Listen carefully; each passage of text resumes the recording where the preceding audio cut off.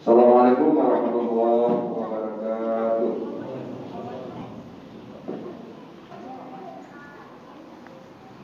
Alhamdulillahirabbil alamin.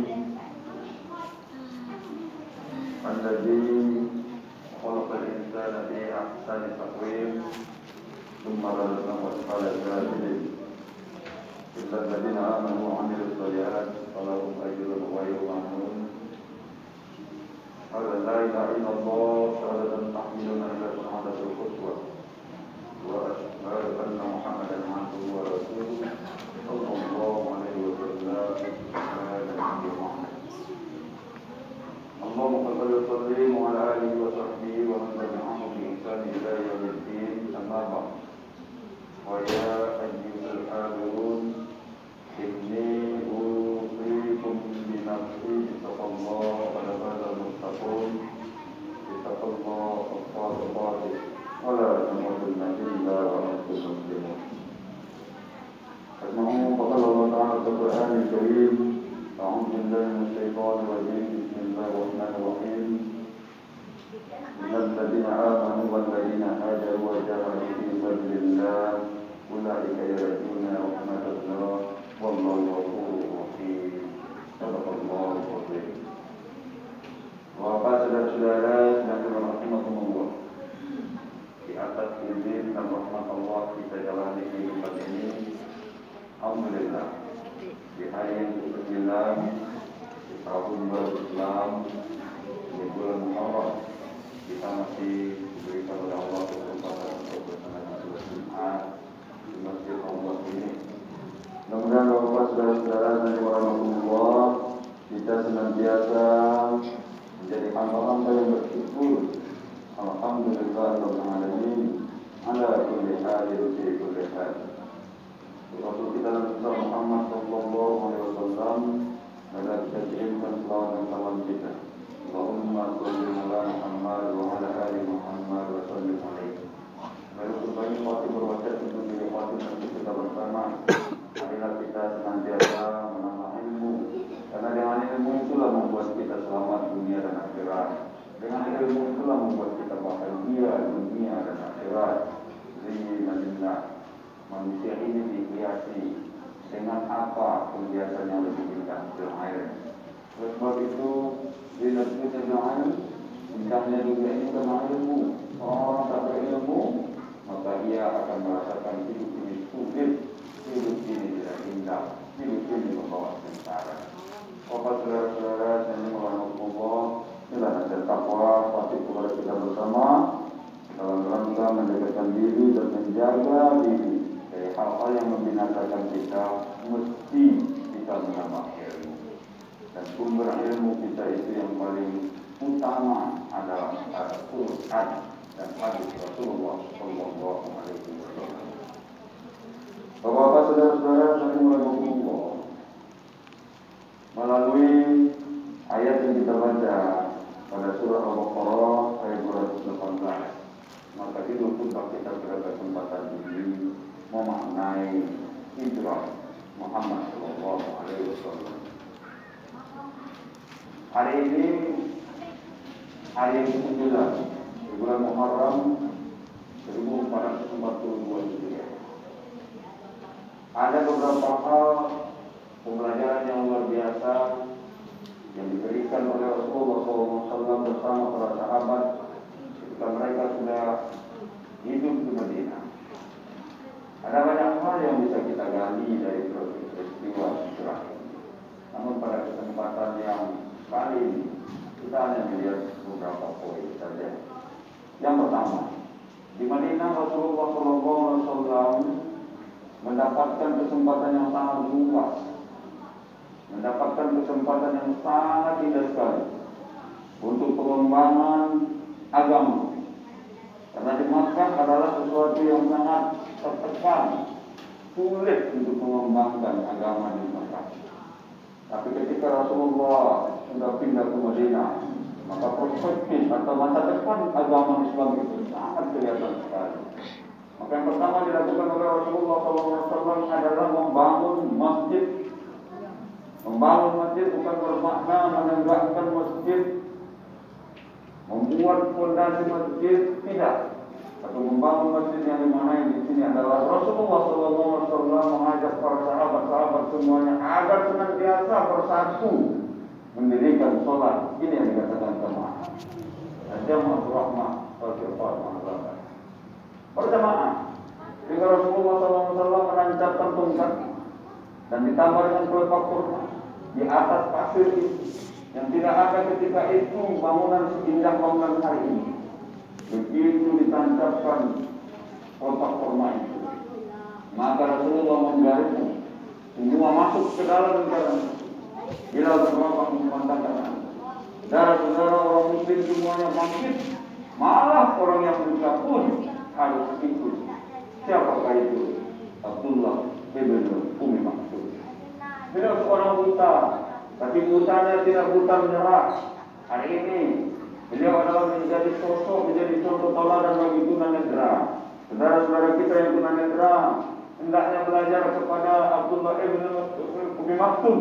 Beliau itu adalah orang yang sangat berkinerja tinggi. Beliau itu berusaha beramal soleh yang luar biasa. Beliau tidak mau kalah dengan orang-orang yang netral, yang normal. Beliau senantiasa ingin, kalau tidak akan berlebih, setidaknya setara dengan orang-orang yang normal lainnya. Luar biasa. Suatu hari beliau pernah minta kepada Rasulullah SAW untuk ikut berperang. Rasulullah mengatakan, engkau tidak diizinkan untuk berperang, tapi sabarlah engkau wahai Abdullah bin Umi Maktum. Suatu ketika engkau akan mendapatkan posisi yang lebih indah daripada yang lainnya. Apa yang diberikan oleh Rasulullah SAW kepada beliau? Selama saya pergi berperang, maka saya amanahkan kepada engkau untuk menjadi imam pengganti saya. Imam masjid engkau yang aku amanahi. Masya Allah. Abdullah bin Umi Maktum yang buta, yang tunanetra, mendapatkan kesempatan yang indah, yang lebih baik daripada orang-orang yang lain, menjadi pengganti Rasulullah, menjadi imam sholat. Apa yang kita bisa ambil? Bahwa sesungguhnya ketika di Madinah sholat berjamaah adalah sesuatu yang sangat penting. Bapak saudara-saudara yang dirahmati, hari ini tentu ini harus menjadi catatan penting bagi kita. Untuk berhijrah itu kita mesti bersama-sama ke arah yang lebih baik. Yang biasanya kita sholat sendiri sudah baik, maka kita tingkatkan sholat berjamaah. Karena sholat berjamaah itu jauh afdal lebih afdal daripada sholat sendiri.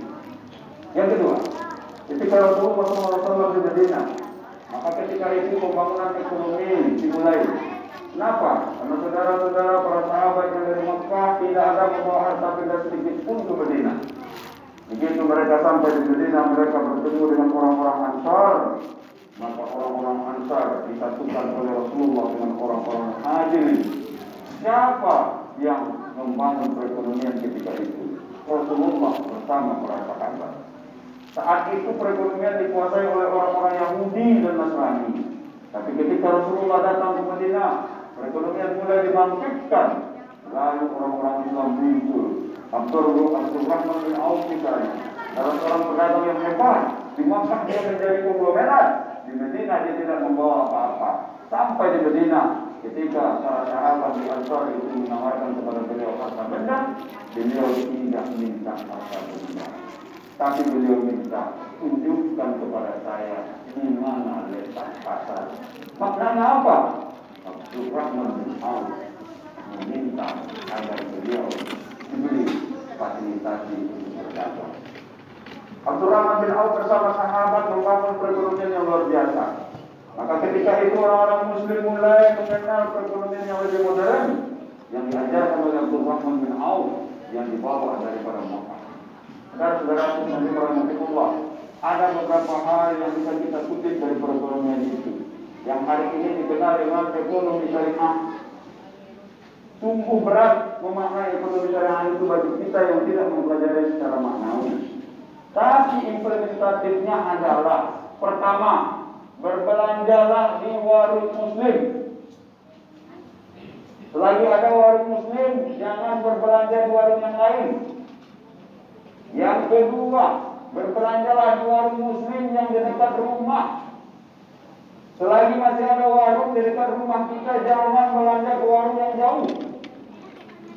Yang ketiga, jangan pernah kita menghitung bahwa di dekat rumah kita itu jauh lebih mahal harganya daripada yang jauh. Karena bahagian itulah yang bisa kita lakukan untuk membangun perekonomian muslim bersama kita. Betapa banyak di antara kita kadang-kadang karena beda harga Rp1.000, kita tidak mau berbelanja dari dekat rumah kita, tapi kita berbelanja ke minimarket. Dengan tujuan apa? Supaya kita bisa beli yang murah. Padahal saudara-saudara itu sedang murah semua.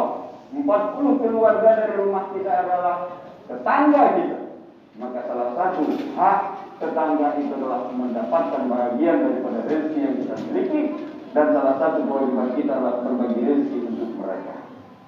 Sebab itu di Madinah dibangun kesatuan seperti itu. Orang muslim dengan orang muslim lain saling menguatkan perekonomian, sehingga ekonomi muslim di Madinah luar biasa. Tersebutlah orang-orang kaya di Madinah bermunculan. Rata-rata adalah orang muslim. Hari ini tidak banyak lagi orang muslim, orang kaya di Indonesia. Yang paling banyak hari ini adalah orang-orang non-muslim yang kaya di Indonesia. Kenapa? Karena kita cenderung berbelanja ke tempat mereka daripada ke tempat kita. Kita sering menyebut untuk berbelanja di Kota Padang, mencari tempat yang lebih mudah, yang lebih murah. Biasanya kita arahnya ke arah Pondok, ke arah Cina. Sementara orang-orang muslim lain banyak yang punya toko, yang banyak punya material yang bisa dijualnya. Tapi kita dengan dari tadi di tempat kita mahal harganya, sehingga kita cenderung mencari yang lebih murah. Padahal sesungguhnya wa mimma razaqnahum yunfiqun, bagian rezeki itu harus kita bagi. Siapa yang harus kita bagi rezeki itu? Salah satunya sesama muslim. Yang ketiga, apa yang terjadi di Madinah? Tarbiyah, pendidikan. Pendidikan di Madinah luar biasa. Para sahabat, para Rasulullah melakukan pendalaman ilmu. Maka masjid menjadi pusat pendalaman ilmu ketika itu. Masjid menjadi majelis ta'limnya itu berpusat di masjid. Rasulullah mengajak para sahabat, sahabat mengajak lagi para sahabat yang lain, sehingga mereka itu mendalami ilmu. Ilmu apa yang mereka dalami? Yang pertama, ilmu Al-Quran. Saudara-saudara yang rahimahumullah, boleh jadi kita berbangga hari ini Padang sudah mencetak para generasi Al-Quran. InsyaAllah minimal 1 juz para siswa kita sudah hafal Al-Quran. Lalu ada yang lebih dari itu. Apa yang bisa kita ambil para sahabat saudara-saudaraku? Tidak cukup anak-anak kita yang menghafal Al-Quran, tapi kita juga harus menghafal Al-Quran.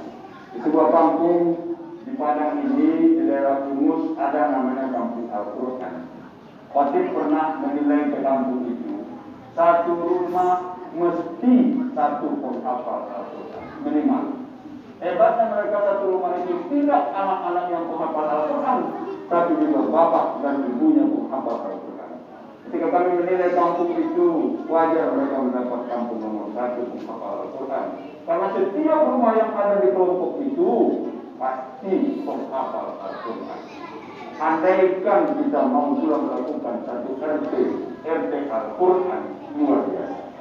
Satu RT penghafal Al-Quran, minimal satu rumah itu satu orang hafiz Al-Quran. Tidak akan mungkin 30 juz, enggak, malah minimal 1 juz Al-Quran.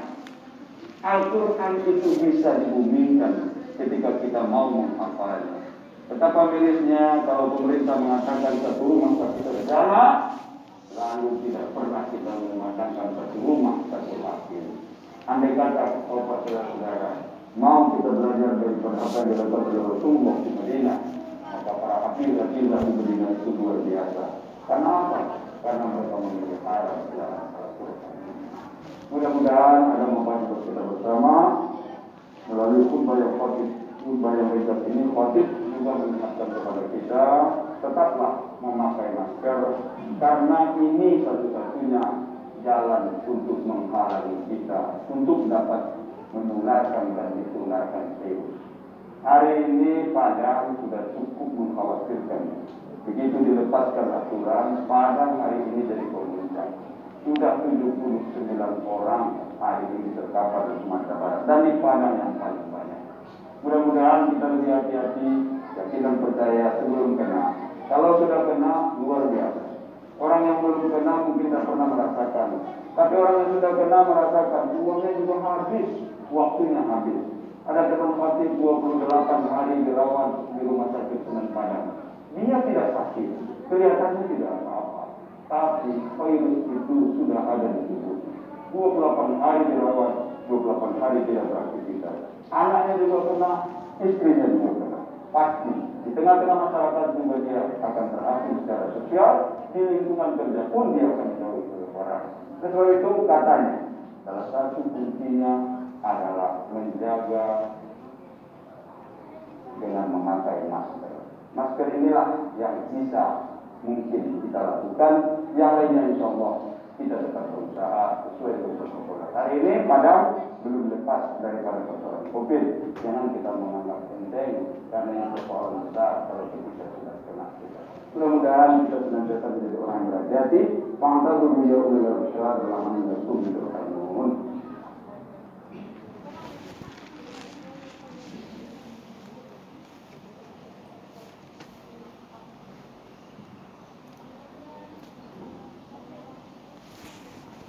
Alhamdulillahirabbil alamin. Alhamdulillah. Alhamdulillah bi ni'mati fadila ya rabbana alhamdulillah kama yanbaghi li jalalihi wa azimi sultani. Allahumma salli ala sayyidina Muhammad. Amma ba'd. Asyhadu an la ilaha illallah syahadatan tahmiluna ila syahadatul uswah wa asyhadu anna Muhammadan abduhu wa rasuluhu sallallahu alaihi wasallam la nabiyya ba'dahu. Allahumma salli wa sallim ala alihi wa sahbihi wa man tabi'ahum bi ihsan ila yaumil din. Amma ba'd, fa ya ayyuhal hadirun, inni usikum bi nafsi taqwallaha wa qad faza muttaqun. Ittaqullaha haqqa tuqatih wa la tamutunna illa wa antum muslimun. Wasma'u qala Allah ta'ala fil Qur'anil Karim. A'udzu billahi minasy syaithanir rajim. Bismillahir rahmanir rahim. Wa innal insana lafi khusr إلا الذين آمنوا وعملوا الصالحات وتواصوا بالحق وتواصوا بالصبر. إن الله وملائكته يصلون على النبي يا أيها الذين آمنوا صلوا عليه وسلموا تسليما. اللهم صل على محمد وعلى آل محمد كما صليت على إبراهيم وعلى آل إبراهيم وبارك على محمد وعلى آل محمد كما باركت على إبراهيم وعلى آل إبراهيم في العالمين إنك حميد مجيد. اللهم صل للمسلمين والمسلمات والمؤمنين والمؤمنات الأحياء منكم والأموات في البر والبحر برحمتك يا أرحم الراحمين. اللهم ربنا هب لنا حكما وألحقنا بالصالحين. ربنا ظلمنا أنفسنا وإن لم تغفر لنا وترحمنا لنكونن من الخاسرين. ربنا آتنا في الدنيا حسنة وفي الآخرة حسنة وقنا عذاب النار. عباد الله إن الله يأمر بالعدل والإحسان